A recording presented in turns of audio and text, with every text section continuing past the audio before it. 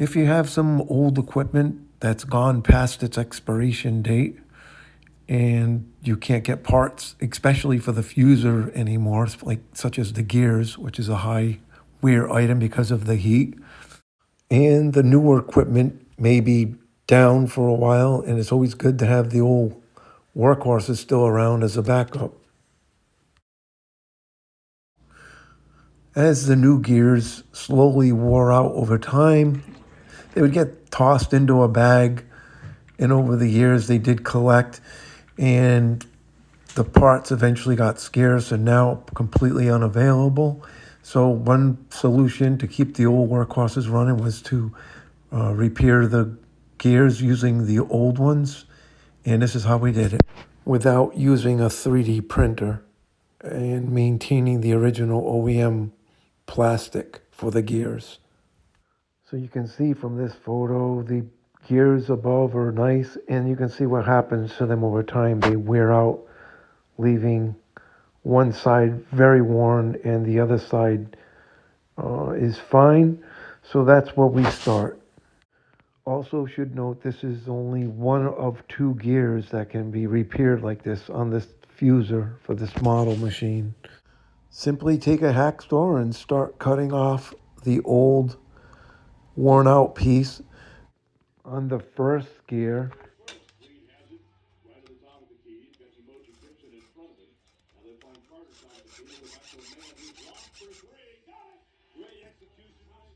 And you'll need to do the same thing on the second gear, removing the other side of the gear, which you're going to glue onto the new repaired one.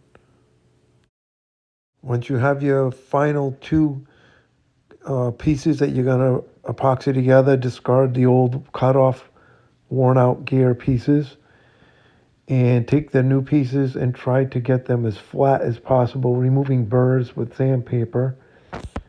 And also, they will need to be cleaned with some degreaser before the final two pieces can be epoxied together. If you don't have an extra gear shaft available to align the two gears when epoxying together, a suitable drill bit of the correct diameter will work as well. Before mixing up the epoxy and applying it to the two gear halves, it is important to take a hacksaw or razor blade and clean up the spaces between the gears where plastic may have formed burrs during the cutting process. Once everything is clean and degreased and deburred, start applying the JB Weld epoxy carefully to the gears, taking care not to get any of the epoxy on the shaft itself. It's also very important to put a tiny bit of oil on the shaft before putting the gears together.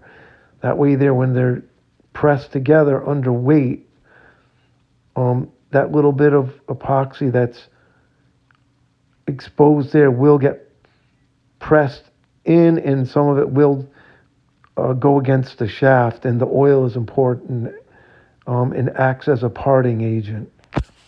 Now it's time to assemble the two halves. Carefully press down the gear onto the bottom gear, keeping constant pressure on the two halves. That way there it will displace some of the excess epoxy. And the epoxy that comes out, you can take a small screwdriver and scrape it away at this time while it's still soft. And now add weight and let it sit overnight. And when it's complete, it'll be ready to go and good as new and completely strong as the original. And before you can install the new gear, it must be trimmed to the correct width. For placement, use the original gear for the original sizing on that. And also, as noted earlier in this video, the gear mounted on the other side of the fuser is also fixable by this method. As you can see, this one is very worn on the inner gear itself. So once the smaller inner worn gear is cut off and replaced with the other gear that is good, it will look like this, the gear on the right. And as you can see, an old gear worn out looks like the one on the left.